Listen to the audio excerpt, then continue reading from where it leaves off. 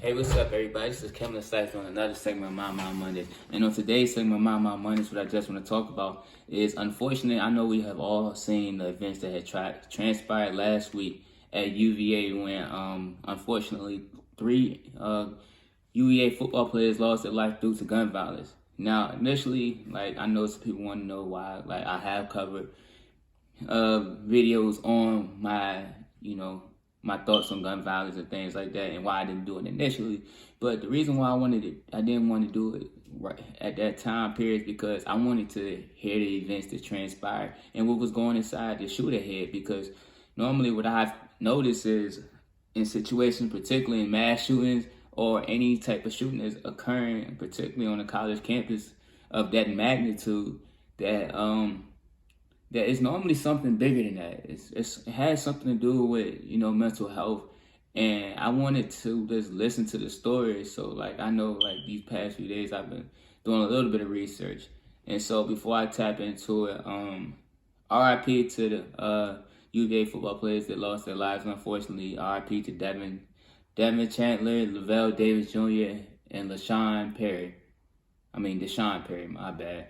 But like I said, so last week, group of UVA had a little trip to Washington D.C. to go watch a play on Emmett Till, and then they had came back, and I guess when they had, from the reports I was reading, when they got back on campus or when they was pulling up on campus, the shooter that goes by the name of Christopher Jones Jr. from Petersburg ended up shooting three of his former teammates, and which it technically wasn't his former teammates, because from what I've read in the reports, they actually did not play when Christopher Jones Jr. actually played, because he only played 1 year, but they had came the year afterwards, and he ended up targeting pretty much how they interpreted it as he ended up targeting him, and one of them actually was shot in the head while he was asleep. And another victim, football player, he just actually got out the hospital today, and he's, I'm not gonna say doing great, but he's doing well off from his injuries. And another victim who they have not identified, they survived their injuries. So that's just a little background story of it. So what I just want to talk about is the mindset of the shooter, unfortunately. But like I said, this is a mental health podcast. Sometimes I like to dive into it. So the reports that I was reading is that Christopher was dealing with some weird behaviors. Like they said, from what I heard, a female counterpart said he wasn't acting the same way she had known him from high school. And they also said that he was dealing with some type of bullying on the football team. He dealt with hazing and stuff.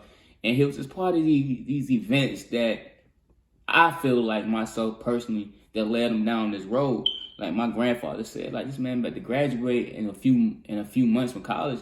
Why is he acting like this? But we don't never necessarily know what's going on inside someone's head. They even said his father, who he had did not really get to know for 11 years, just started talking to him again.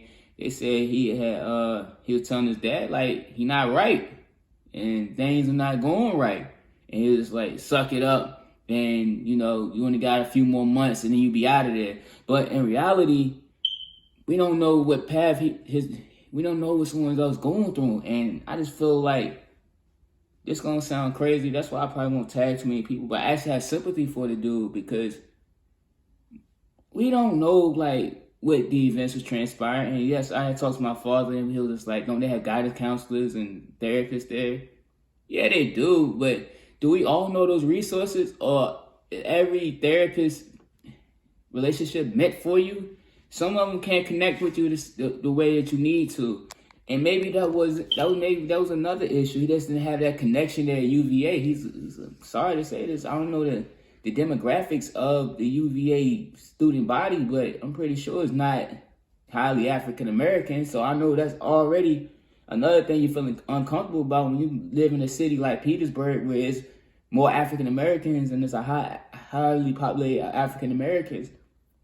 And I don't really want to dive deep into it. But I just want to say this, man.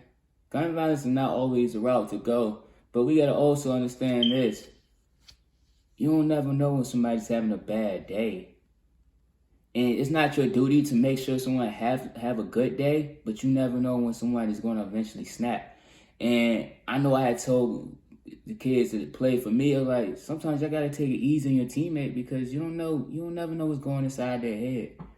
And from what I'm hearing in the details, Devin Chandler, Lavel Davis, and Deshaun Perry, they did not deserve this. But unfortunately, Christopher Jones Jr. had too many bad days. And that cost 3 innocent people their lives. And gun violence is not the way to go, but I just want to say this, y'all. Please put the guns down, but also check up on your loved ones. And if they say they're not okay, take some acknowledgement to it. And this, even if you can't, tell them, I'll sit down with you eventually. I'll sit down with you tomorrow. And just try to give them time to make time for them to feel better and get something off their chest. And so with that being said, y'all, this is Kim Sykes doing another segment of My Mondays.